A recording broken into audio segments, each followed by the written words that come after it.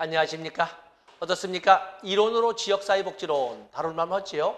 지역사회복지 2교시 3영역이 지역사회복지론인데 우리가 이론으로 배웠던 영역이 어떻게 출제가 됐는가를 바로 이제 25개의 문항을 통해서 한번 재점검 해보겠습니다. 뭐 여러분 혼자 할 수도 있지만은 좀 빠른 시간 내에 다른 시간에 아주 빨리 전체를 한번 문제로 또는 기출문제 중심으로 편제됐으니까 문제로 확인해 보도록 하겠습니다. 자, 첫 번째 문제가 보면은 지역사회에 관한 설명으로 옳은 것은 아주 고급스럽게 문제가 출제된 기출문제여서 여기다 올렸습니다. 모든 지역사회는 사회이나 모든 사회가 지역사회는 아니다. 사회라고 하는 것은 사람들의 집합체를 사회라고 하지요. 사람들의 집합체를 사회라고 하는데, 그런데 문제는 지역사회는 일정한 공간 범위에 같이 살아가는 사람들의 집합체를 지역사회라고 하는 겁니다. 때문에 우리가 사회라고 할 적에는, 사회라고 할 때는 마을도 사회고 아니면 어떤 정당도 사회고 어떤 계급도 사회고 종교도 사회입니다. 무슨 계급사회, 무슨 문화사회, 무슨 종교사회라고 하는데 그들을 가지고 모두 지역사회라고 하지 않습니다. 적어도 지역사회라고 하는 것은 일정한 지리적 공간범위나 가상적 공간범위 등 일정한 공간범위를 전제로 할 때 등장하는 것입니다. 그렇기 때문에 모든 지역사회는 사회라고 할 수 있으나 모든 사회가 지역사회는 아니다. 지역사회를 하면 반드시 일정한 공간범위가 나와야 됩니다. 지리적 개념은 사회문화적 동질성과 상호작용성에 기초한다. 지리적 개념은 사회문화적 동질성도 당연하고 상호작용성도 당연하지만 이 사회라고 하는 것은 지속적인 상호작용일 때 여기 사회문화적 동질성, 사회문화적 동질성이 남아있는데 사회문화적 동질성뿐만 아니라 심리적 동질성도 필요합니다. 그래서 그걸 묶어서 심리사회적 동질성이라고 하는 겁니다. 그래서 언뜻 보면 맞는 것 같은데 아닙니다. 사회문화적만 국한해서 안 되고 주민들이나 공동체 구성원들의 심리적 동질성도 같이 있어야 됩니다. 그래서 심리사회적 동질성과 상호작용을 전제로 합니다. 보통 지역사회에 대한 3대 구성요소 그러면 지리적 공간범위, 그리고 심리사회적 상호작용, 심리사회적 동질성, 그리고 상호작용성을 보통 구성요소로 합니다. 함정이 나와 있었고, 등위수는 지역사회를 공동사회와 이익사회로 나눴고, 여기 나온 것처럼 기계적 연대사회와 유기적 연대사회로 나눈 사람은 두육경이 되겠습니다. 인구 구성의 사회적 특수성을 기준으로 시군구로 구분했다. 더넨과 같은 사람은 이렇게 인구 구성의 사회적 특수성을 기준으로 시군구. 좋습니다. 인구 구성의 사회적 특수성을 기준으로 지역사회를 구분하기도 했지만 여기 시군구라고 하는 것은 특수성에 의한 구분이 아니라 이건 행정구분에 의한 행정구역에 따른 구분이 되는 것이고, 특수성에 따라서 선다면은 어떤 국가에 이주민들이 사는가, 코리아타운, 차이나타운, 아니면 주로 어떤 산업이 분포되어 있는가, 농업지역, 공업지역, 상업지역 이런 식으로 해서 특수성으로 이렇게 나눈 것이고, 시군구는 바로 행정구역에 따른 구분이 되겠습니다. 상부, 상조 기능은 집단 구성원들에게 법규 수능을 강조한다. 지역사회에는 많은 기능이 있는데 지역 주민들에게 어떠한 법규 수능이나 하나의 규범에 일치하도록 이렇게 요구하는 것은 사회 통제 기능으로 정치제도가 주로 맡습니다. 그에 비해서 지역사회 구성원들에게 서로의 가슴 아픔을 알고 서로 돕자 하는 사회연대나 상부상조 기능은 사회복지제도가 이렇게 다룬다고 되어 있습니다. 상부상조는 서로 돕자는 것이고, 여기 나오는 법규 수능을 강조하는 것은 사회통제 기능이 되겠습니다. 아주 옅은 그걸 가지고 함정을 받지요. 그래서 이 함정이 벌써 2번에도 있고, 그리고 또 그런가 하면 4번에도 있고, 5번은 우리가 다룰 때 2번, 4번에 함정이 있는 문제였습니다. 답은 1번이 되겠습니다. 다음에 2번에 보시면 와렌이 제시한 좋은 지역사회의 특성으로 옳지 않은 것은, 와렌은 지역사회 기능 비교 기준, 자치성, 또 심리적 동일성, 서비스 제공의 일치성, 또 그런가 하면 기능의 수평적 체계성, 이렇게 지역사회 기능의 분류, 비교 기준을 제시한 사람이기도 하지만 좋은 지역사회의 조건을 제시한 사람이기도 합니다. 그래서 와렌은 좋은 지역사회의 조건을 뭘 들었습니까? 바로 거기에 보시면 인격적 관계, 권력의 분산, 다양한 이익 집단의 포함, 그리고 자율권의 지역 주민들 자율성의 최대한 보장, 그리고 협력의 최대화. 뭐 답은 4번입니다. 답은 4번. 뭐 적절히 제한돼야 된다. 오히려 최대화, 최대한 보장돼야 된다. 이렇게 돼야 되겠습니다. 그래서 아래 문제 하나를 다뤘지만 2개의 영역으로 출제 대비하시면 됩니다. 다음에 3번 문제를 보시면 지역사회 복지 실천의 원칙으로 옳지 않은 것은, 지역사회 복지 실천의 원칙으로 옳지 않은 것. 지역사회에 대한 지역 주민들의 불만을 집약한다. 사업 추진의 효율성을 위해 지역사회 능력 탐색은 보류될 수 있다. 아니죠. 사업 추진의 효율성을 위해서는 지역사회는 있는 그대로 이해되어야 합니다. 무슨 뭐 지역사회 능력 탐색을 보류하거나 것이 있는 그대로 받아들여야 됩니다. 지역사회에서 달성하는 공동의 목표와 이를 실천할 수 있는 방법을 수립한다. 지역 주민들이 의사를 자유롭게 표현하도록 한다. 지역사회에서 주민의 공감을 얻을 수 있는 풀뿌리 지도자를 발굴한다. 풀뿌리 다 좋습니다. 거기는 2번이 판단, 탐색, 보류해서는 안 되고 있는 그대로를 이해해야 됩니다. 답은 2번이 되겠어요. 다음에 4번은 여러분들이 보시되 5번. 우리나라 지역사회 복지 발달 순서를 바르게 나열한 것은 제1기 시군구 지역사회 복지계획 수립. 지역사회 복지계획. 이제는 이제 이름이 2015년에 지역사회 보장계획으로 바뀌어서 지역사회 보장계획이라고 합니다만, 그것이 처음으로 법규화되는 것은 2003년 사회복지사업법 개정으로 이렇게 법제화되고, 그러면서 모든 지방자치단체의 의무로 규정됩니다. 모든 지방자치단체인 시도나 시군구는 반드시 4년마다 지역사회 복지계획을 수립하여 시행하여야 한다라고 이렇게 규정이 되면서, 시군구에는 시무기구로, 시군구에는 지역사회 보장, 지역사회 복지협의체를 설립하도록 했습니다. 그거에 의해서 2005년에 시군구 지역사회 복지협의체가 만들어지고 2007년부터 제1기 지역사회 복지계획이 수립되어 시행된 겁니다. 때문에 2007년부터 4년 단위니까 7, 8, 9, 10 1기, 11, 12, 13, 14 2기, 15, 16, 17, 18 3기, 2019년도부터는 제4기 지역사회 복지계획이 수립 시행될 예정에 있는 것입니다. 자, 이렇게 보십니다. 그래서 이거는 제1기 시군구 지역사회 복지계획 수립 시행은 2007년이라고 보시고, 재가복지봉사센터가 설치되는 것은, 재가복지봉사센터가 설치된 것은 보통 재가복지봉사사업은 1980년대라고 합니다만, 재가복지봉사센터가 설치 운영되는 하나의 지침이 만든 것은 1992년이 되겠습니다. 국민기초생활보장법 제정 1999년, 제도 시행 2000년. 사회복지시설평가 법제화, 사회복지시설평가 법제화는 1997년, 1998년 사회복지사업법 개정에 의해서 1999년부터 이렇게 3년의 1회가 시행되도록 이렇게 제1차 사회복지시설의 평가는 1999년부터 이렇게 시행이 되었습니다. 자, 여기서 보면은 뭐 어떤 제1기는 2007년 재가복지봉사센터 설립은 1992년, 국민기초생활보장제도 시행은 2000년, 사회복지시설평가 법제화는 1997년이나 1998년 이렇게 보시면 됩니다. 다음에 6번 문제를 보시면 자선조직협회에 대한 설명으로 옳은 것은, 자선조직협회는 정책론에서도 나오고 실천론에서도 나오고 지역사회복지론에서도 나오고, 어쨌든 이 자선조직협회 문제는 인보관운동과 비교를 통해서 언제나 나오는 문제입니다.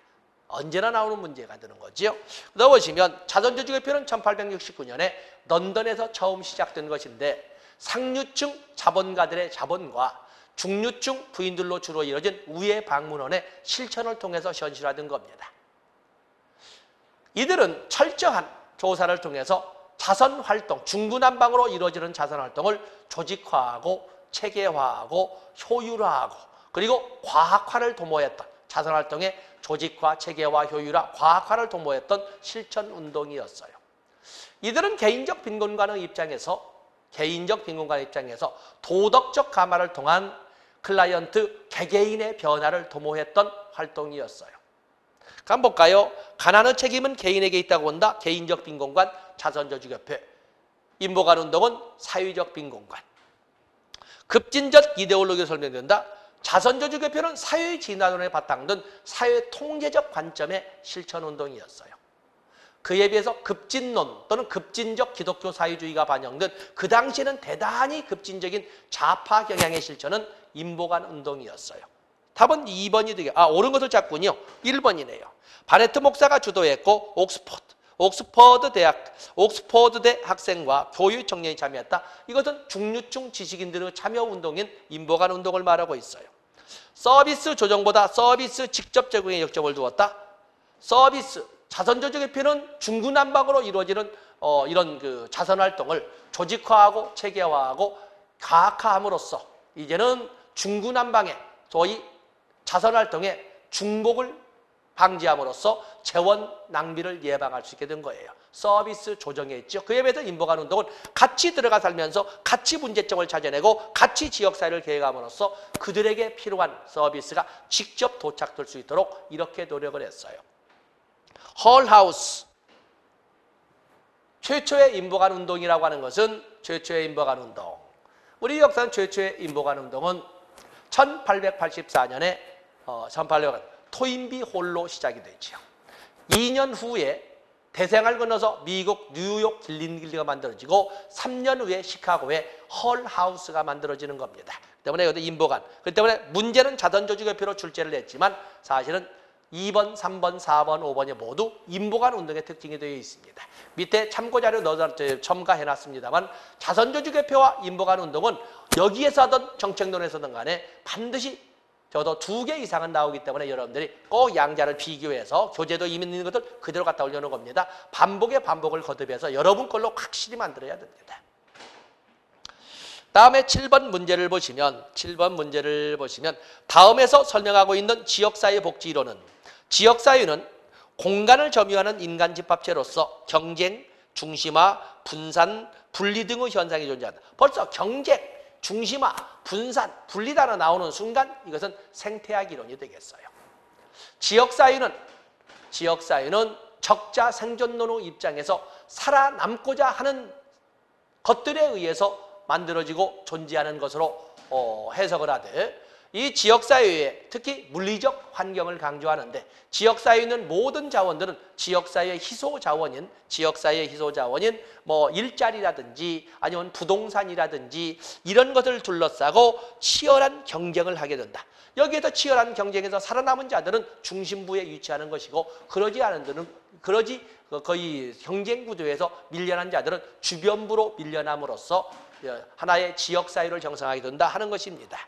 그래서 지역사회의 변화하는 과정을 역동적 진화 과정으로 설명할 수 있다. 역동적 진화란 말이죠. 진화. 역동적 사회 진화론 입장에서 적자 생존론을 반영한 것은 바로 생태학 또는 생태책의 이론이 되겠습니다. 답은 3번이 되겠어요. 같은 유형에서 같이 보겠습니다. 8번 문제를 보시면 다음에서 설명하는 지역사회 복지 실천 이론은 사회운동을 발전시키기 위해 회원들을 적극적으로 참여하도록 독려한다. 사회운동을 발전시키기 위해서. 다음에 조직의 발전을 위해 구성원의 모집, 자금확충, 직원 고용에 힘쓴다. 외부 체계와의 종속관계를 약화시키기 위해 회원 수를 늘린다. 지역사회는 권력을 뭐냐면 지역사회의 권력에는 바로 권력 의존 이론에 관련된 하나의 이론으로 설명할 수가 있는데 어쨌든 조직이라든지 아니면 지역사회라든지 하는 것은 반드시 어떤 자원 동원 능력을 가져야 한다. 자원 동원 능력을 확보한 조직이나 지역사회는 생존력이 커지지만은 동원력이 없는 조직이나 지역사회는 당연히 소멸되어 갈 수밖에 없다라는 주장을 하는 것이 바로 자원 동원 이론입니다. 때문에 여기 나온 것처럼 회원들의 참여를 적극 독려한다. 조직 발전을 위하여 구성원의 모집이나 자금확충에 힘쓴다. 외부 체계와의 종속관계를 약화시키기 위해서 회원 수, 말하자면 인적 자원수를 확보하고 늘린다. 바로 이걸 강조하는 것. 지역사회도 마찬가지라는 거지요. 바로 이걸 강조하는 것은 바로 자원동원 이론이 되겠어요. 자원동원 이론. 답은 2번이 되겠습니다. 다음에 거기 보면 9번 이론은 이제 여러분들이 같이 읽어가 보시도록 하고 10번으로 가서 보시면 다음은 지역사회 복지 실천의 과정 중 어느 단계에 해당되는 것인가? 자, 지역사회 복지 실천의 단계를 보면 문제를 확인하고 지역사회나 지역주민들은 어떠한 것을 필요로 하는지 욕구를 사정하고 바로 이 욕구 사정의 결과를 바탕으로 해서 목적과 목표를 수립하고 계획을 목적과 목표를 설정하고 계획을 수립해서 자원동원하여 실행하게 되는 겁니다. 자, 거기에 보시면은 주거 빈민의 어려움을 호소하는 클라이언트에 대해 사회복지사는 해당 지역에 대한 조사를 실시한 후 이를 개인의 경제적 문제, 지역사회의 불량주택 문제, 공공임대주택 정책의 문제 중 어느 문제로 볼 것인지를 설정하였다.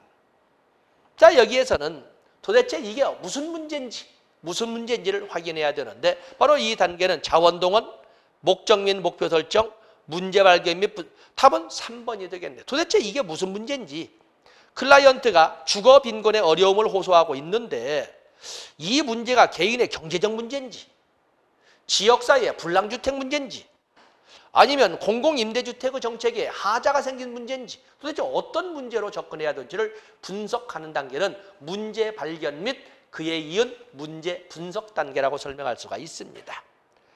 답은 3번이 되겠어요. 그러죠? 답은 3번이 되겠습니다. 다음에 11번 아주 잘 나올 수 있는 종합적 문제가 되겠지요. 11번, 12번 그런 11번 하나로 보겠습니다. 욕구조사에 관한 유형에 대한 설명으로 옳지 않은 것은 욕구조사 또는 욕구사정이라고 하는 것은 그 지역사회나 지역주민들이 무엇을 얼만큼 필요로 하는지를 파악하는 과정을 욕구조사, 욕구사정이라고 하는데 또는 욕구사정의 자료 수집을 해야 되겠지요. 거기에는 양적 자료 수집 방법으로서 구조화된 서베이나 프로그램 모니터링이나 또는 사회지표 분석 이런 방법이 있고 질적 자료 수집 방법으로서는 지역사회 포럼, 명목 집단 기법, 초점 집단 기법, 델파이 기법, 주요 정보 제공자 기법, 지역사회 서베이, 공식적, 비공식적 인터뷰, 민수학적 방법 등등등 많은 질적 욕구사정 자료 수집 방법이 있습니다. 보겠습니다. 지역사회 서베이는 수요자 중심의 욕구 사정에 적합하다.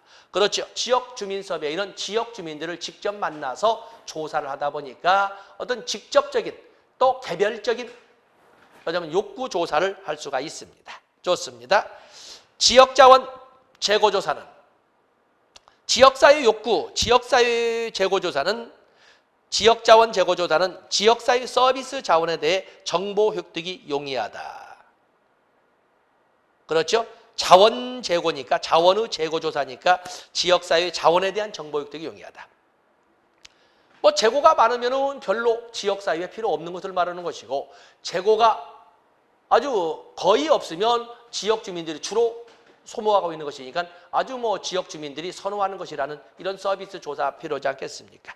사회지표 조사는 지역사회 주민 욕구의 장기적 변화를 파악하기 쉽다. 사회지표라는 것은 이미 누군가에 의해서 만들어진 특히 공공부문에 의해서 만들어진 통계 자료가 되겠는데 그다음에 2차 자료 분석법이고 연구자는 전혀 관여한 바가 없이 만들어진 자료이기 때문에 비관여적 접근 방법인데 이렇게 장기적인 욕구 조사에 아주 유용하다 볼 수 있습니다. 지역사회 포럼은 조사 대상자를 상대로 개별적으로 자료를 수집하는 데 유리하다. 조사 대상자를 상대로 개별적으로 자료를 수집하는 데 유리한 것은 이건 지역사회 서베이가 되겠습니다. 지역사회 포럼이라고 하는 것은 지역 주민들을 한자리에 모아놓고 아니면 지역 주민들이 한자리에 모여 지역사회의 재반 문제를 대상으로 자유로운 토론을 하도록 함으로써 문제도 찾아내고 우선순위도 결정하도록 하는 것이 지역사회 포럼이거든요. 근데 개별적이 아니라 지역 주민 전체를 대상으로. 답은 4번이 틀린 것이 되겠어요. 주요 정보 제공자 조사는 정보 제공자 편향성이 나타날 수 있다. 그렇습니다. 특히 주요 정보 제공자 기법이 바로 대표성을 확보하는 데 바로 이 편향성의 문제가 등장할 수 있다는 가장 큰 이런 문제점이 있습니다. 그다음에 12번은 여러분들이 이제 보시고 12번, 11번 같이 연결시켜서 보셔야 됩니다. 다 교재를 통해서 이론 시간에 배웠던 거 떠올려 보시면 됩니다.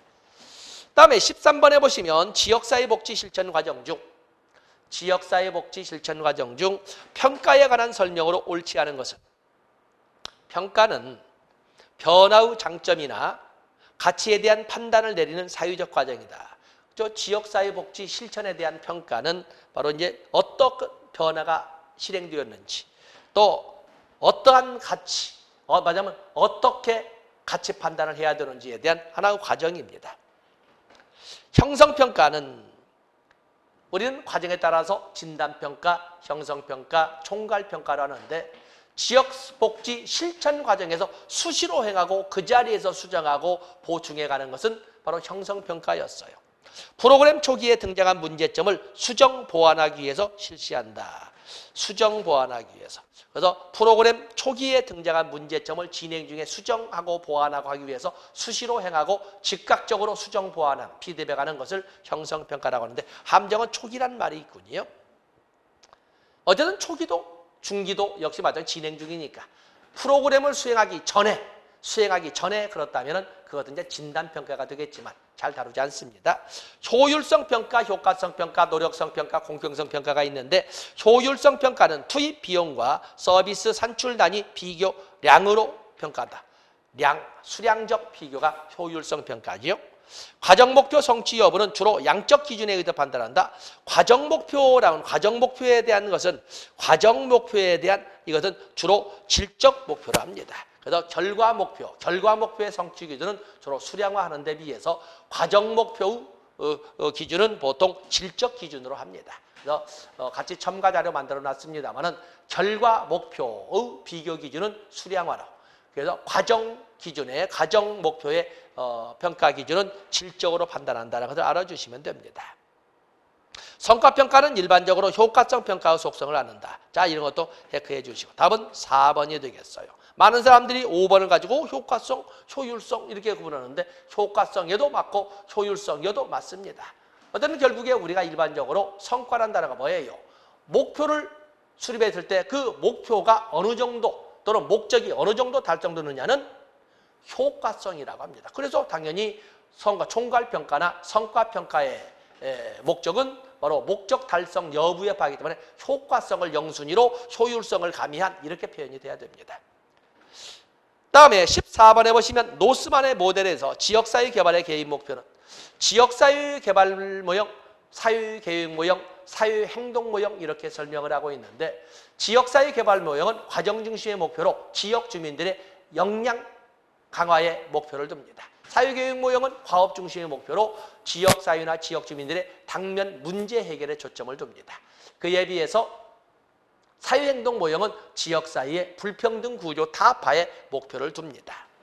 자, 지역사회의 특정 문제를 해결하는 것은 사회계획 목표고 사회계획 모델이고 지역사회 능력 향상과 통합에 초점을 두는 것은 지역사회 개발 모형이고 표적 대상에 대항하는 주민동원 및 조직은 사회행동 모형이 되겠고 지역사회 내 다양한 집단 간 합의를 도출한다. 다양한 지역사회 간 합의를 도출한다라고 하는 것은 지역사회 개발 모형이고 그다음에 자료 수집과 분석에 근거한 최선의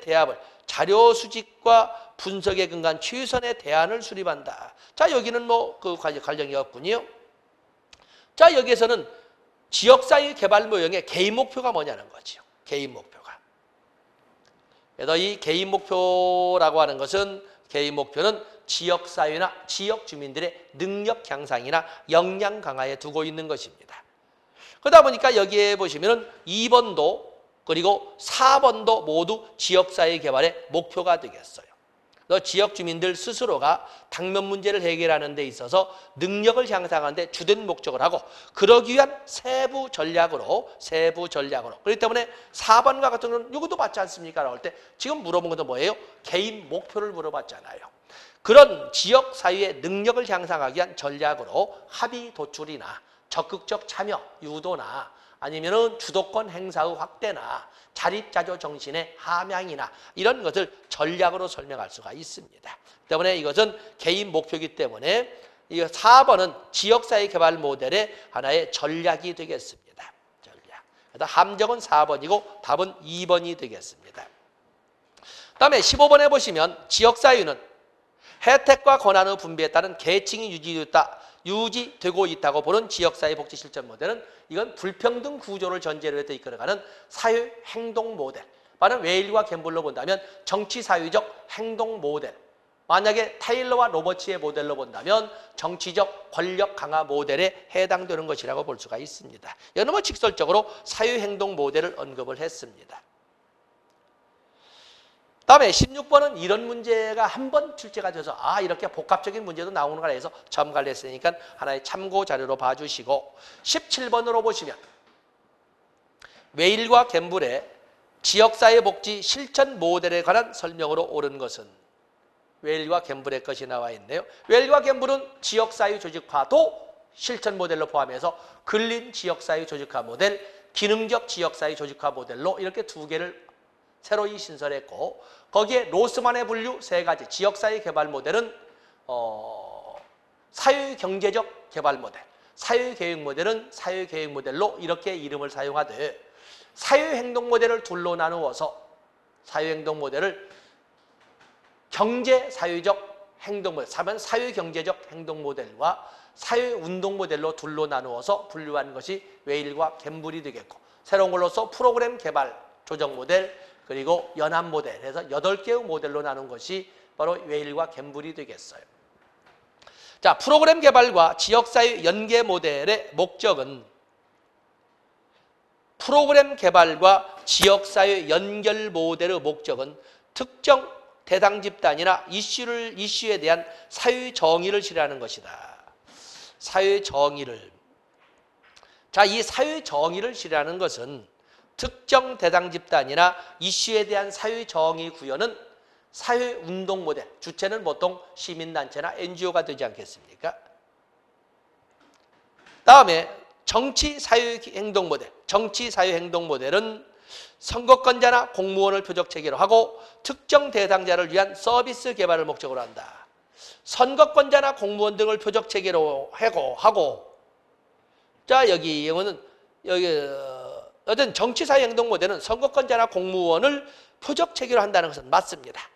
그러나 초점은 특정 대상자를 위한 서비스 개발은 사회운동 모델이고 여기는 정책 변화에 초점을 둔 사회정의 구현에 목적을 합니다. 자, 이거는 틀린 거고 연합 모델의 관심 영역은 지역사회의 사회적 욕구 통합과 사회 서비스 관계망 조정이 있다. 연합 모델의 관심 영역은 사회적 욕구나 관심에 관한 특정 현안 문제에 관심을 두는 것이지 무슨 사회적 욕구 통합이라든지 관계망 조성이라든지 여기에 두질 않아요. 자, 이것은 뭐예요? 바로 지역사회 연계 모델을 사용하는 거거든요. 근린 지역사회 조직 모델은 지역사회 개발 모델에서 그 원형을 찾을 수가 있다. 여기에서 옳은 것은 바로 니을만 있습니다. 사실은 이 문제를 가지고 지금 제가 이 문제를 집어넣은 것은 이론 시간에 설명한 것처럼 웨일과 갬블의 모델의 출제 비중이 자꾸 높아지고 깊어지고 있다는 것을 지금 증명하는 기출문제가 되겠어요. 종래에는 그냥 웨일과 갬블의 모델에서 기본적으로 우리가 종류나 바라보고 특징이나 바라보고 그랬지만 이제는 구체적인 모델 하나하나가 로스만의 출제 비중을 넘어설 만한 위치에 와 있다는 것을 여러분들 알아두시고 그래서 웨일과 갬블의 모델에 대해서는 아주 좀 마음 먹고 좀 공부를 한번 해놓으시면 아마 다른 과목에 아마 개수를 여러 개를 넘겨줄 수 있지 않을까 이렇게 보고 있습니다. 다음에 18번에 보시면 사회복지사가 지역사회 개발 모델에 근거하여 다음과 같은 실천을 했다. 이를 모두 충족하는 사회복지사의 역할은 사회복지사는 낙후된 도시지역을 대상으로 지역 진단을 실시하고 해당 지역에 대한 주민들의 이해를 높였다. 그리고 주민 간의 협력을 방해하는 요인을 제거하도록 하였다. 안내자, 조정자, 또 지역사회 개발 모델이잖아요. 지역사회 개발 모델의 역할 수없이 많겠지만 만약에 지역복지실천, 지역사회복지사가 지역사회 개발 모델을 가지고 운영을 한다면 하고 많은 역할 중에 그중에 특히 안내자의 역할, 전문가의 역할, 조력자의 역할, 사회치료자의 역할을 주된 역할로 해야 된다라고 로스가 주장한 바가 있습니다. 로스가 주장한 바가 있는 거죠.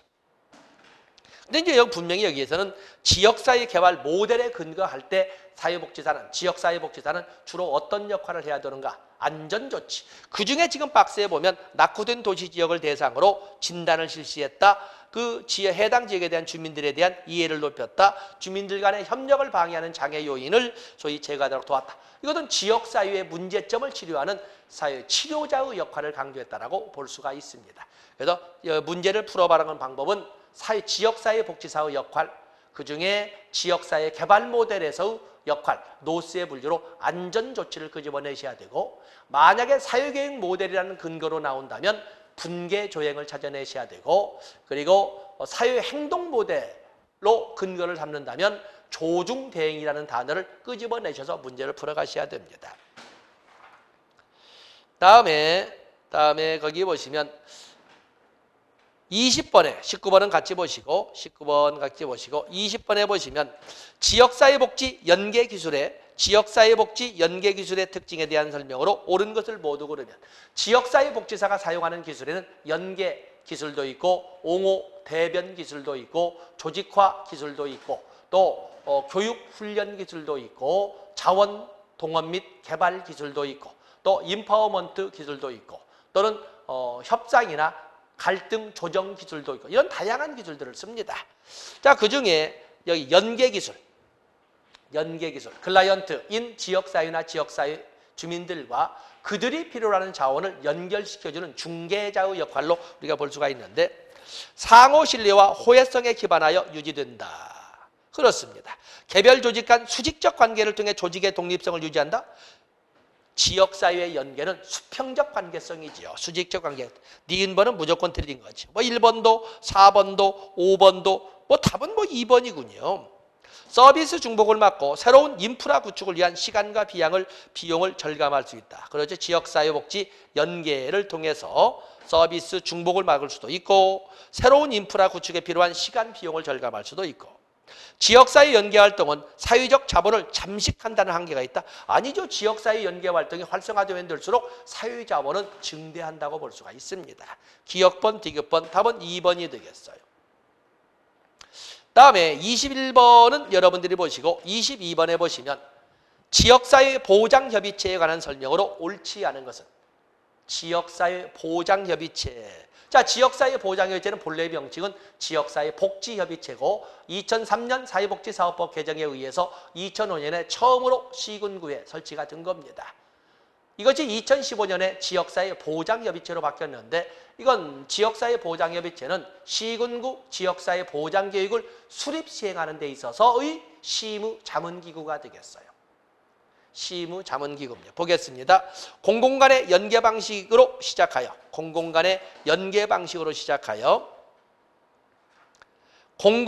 공공과 민간의 연계 방식으로 전개되었다. 왜냐하면 지역사회 보장협의체, 좋습니다. 나도 보시고 지역사회 복지 자원을 개발하고 발굴하는 기능을 갖는다. 지역사회 복지 자원을 개발하고 발굴한다. 이것은 관련이에요. 자원을 개발하고 발굴하는 것은 사회복지관에서 할 문제입니다. 사회복지관에서. 시도에서 전달되는 상위 교육은 실무 분과에서 심의권을 갖는다. 시무 분과 대 시무권. 자, 우리가 보면은 지역사회 보장협의체. 자, 모든 지역사회 보장교육은 반드시 시무 과정을 거쳐야 되고 의회 보고 과정을 거쳐야 됩니다. 시도 지역사회 보장교육은 시도 사회보장위원회 심의를 거쳐 시도의회에 보고하고 그리고 보건복지부 장관에 제출해야 됩니다. 그에 비해서 시군구 지역사회 보장교육은 지역사회 보장협의체의 심의를 거쳐 시군구 의회에 보고하고 시도지사에게 제출하게 되어 있습니다. 지역사회 보장협의체는 시무자문기구로 지역사회보장협의체 업무를 효과적으로 수행하기 위하여 실무협의체를 둘 수 있고 실무협의체에는 실무분과를 둘 수가 있습니다. 시도에서 전달되는 상위 계획은 실무분과에서 심의권을 갖는 것이 아니라 여기는 시도 사회보장위원회에서 심의권을 갖습니다. 왜냐하면 시도 사회보장위원회도 심의자문기구거든요. 실무협의체에는 실무분과에서 발의된 쟁점에 대하여 논의한다. 좋습니다. 그래서 실무협의체에는 실무분과를 둘 수가 있습니다. 그럼 뭐가 맞고 뭐가 틀린 거예요? 다 오락가락하잖아요. 다시 한번 보겠어요. 지역사회보장협의체에 관한 설명, 공공 간의 연계 방식으로 시작해서 공공과 민간의 연계 방식으로 전개되었다. 지역사회보장협의체는 처음부터 공공 간의 연계 방식으로 시작된 거예요. 처음부터 2005년에 처음 설립될 때부터 공공과 민간의 연계 방식으로 만들어진 겁니다. 처음부터 공공과 민간의 연계 방식으로 만들어진 것이지 공공부문의 연계 방식으로 만들어졌다가 성격 전환이 된 것이 아닙니다. 그래서 맞잖아요. 그러나 시작 자체가 본래 오늘날의 성격이 시작 단계의 성격과 똑같습니다. 그래서 함정을 판 거지요. 다음에 지역사회복지자원을 개발하고 발굴하는 기능을 갖는다. 지역사회보장협의체 당연히 사회복지관에서 민간단체에서 사회복지시설, 종합사회복지시설인 사회복지관에서지만 당연히 지역사회보장협의체에서도 합니다. 그래서 여기 보면은 니은번에 대해서는 양다리를 걸치고 있어요. 떠다도 보시고. 그다음에 시도에서 전달되는 상위계획은 시도 사회보장위원회에서 심의합니다. 디귿번은 분명히 틀린 거지요. 디귿번이 나온 건 지귿번 다 틀린 겁니다. 디귿번은 2번과 5번은 답이 될 수가 없습니다. 그다음에 실무협의체는 실무분과에서 발의된 쟁점에 대해서 논의한다. 자, 이것은 맞는 것이 되겠죠. 여기는 옳지 않은 것을 찾고 있고 옳은 것을 찾고 있으니까 근데 옳지 않은 것을 찾고 있다. 디귿번이 들어간 것은 2번과 5번이 답이 되겠는데 디귿번. 거기 보면 지역번도 틀렸지요. 지역사회복지협의체. 오늘날 지역사회보장협의체는 처음 설립될 때부터 본래 공공과 민간 협력체로서 설립이 된 것이다 라는 것을 알아주시면 됩니다. 답은 니은번과 리을, 옳지 않은 거니까 기억번, 답은 2번이 되겠네요. 다음에 23번에 보시면 사회복지관의 기능으로 옳은 것을 모두 고르면 이건 무조건 나오는 거지요. 사회복지관, 옛날에는 사업별로, 사업 분야별로 사업을 분류를 했지만 오늘날에는 기능별로 사업 분야를 나누고 그리고 세부 사업을 나누고 있습니다.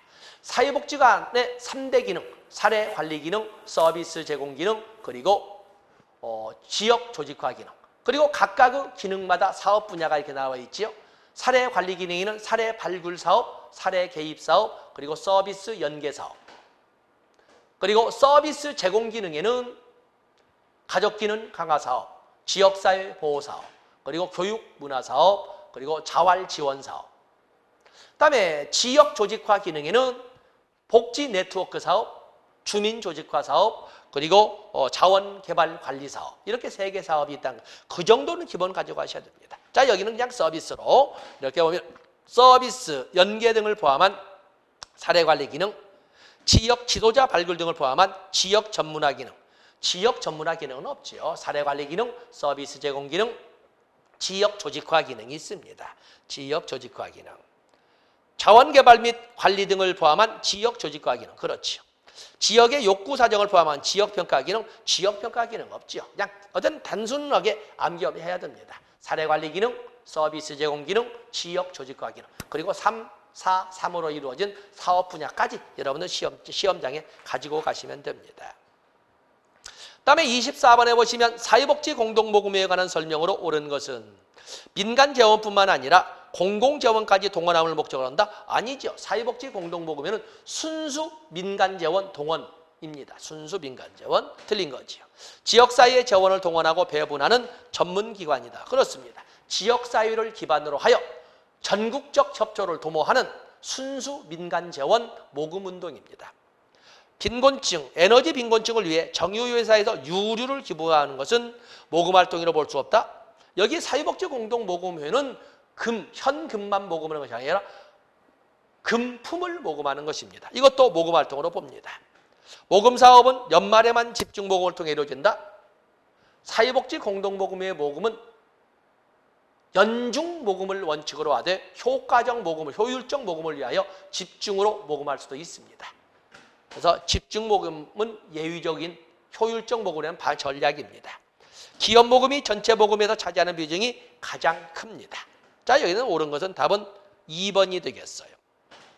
25번 보겠습니다. 재가복지봉사센터에 대한 설명으로 옳은 것을 모두 고른 것은 지역사회보호 사업을 위한 지역사회보호 사업을 실천하는 대표적인 기관이다. 급식지원 서비스, 말벗 서비스, 임의용 서비스 등 생활지원 서비스를 제공한다. 조사, 진단 기능을 수행한다. 직접적 서비스 제공 기능으로 자원동원 기술을 활용한다. 이걸 별도로 꼬박꼬박 이렇게 설명하지는 않았지만은 어쨌든 재가복지봉사센터의 기능 그러면 조사 진단 기능도 있고 서비스 제공 기능도 있고 지역사회 자원 동원 및 활용 기능도 있고 그러가면 지역사회 연대 의식 고취 기능도 있고 교육 기능도 있고 또 사업 평가 기능도 있고 이런 기능들이 있다.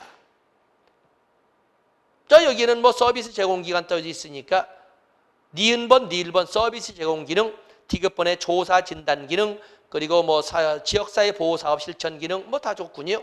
자, 여기는 모든 것이 맞는 것이 되겠어요. 자, 그래서 우리가 보면 사회복지 실천이라고 하는 제2교시 실천론, 실천기술론, 지역사회복지론을 강의하다 보면 뭔가 딱 부러지게 이렇게 떨어지는 걸로 암기를 해야 되는데 그러지 않은 표현으로 출제되는 경우가 많아서 여러분에게 거기까지를 고민하면서 공부를 하고는 않겠습니다. 그러나 분명한 것은 딱딱 떨어지는 것은 확실하게 가지고 와서 틀려서는 안 되는 영역을 틀려서는 안 됩니다. 그렇게 해서 여러분들은 2교시가 많은 분들은 2교시를 좀 평안하다고 그러는데 학습하기에는 뭔가 좀 애매한 영역이 많은 것입니다. 그래서 2교시 학습 방법은 특히 딱딱 떨어지는 것은 반드시 암기해 주시고 그리고 마음이 편하니까 회독수를 좀 늘려주시면 좋지 않겠나 이렇게 보겠습니다. 자, 이 시간 여기까지 하고 다음 시간에는 3교시로 넘어가도록 하겠습니다. 고맙습니다.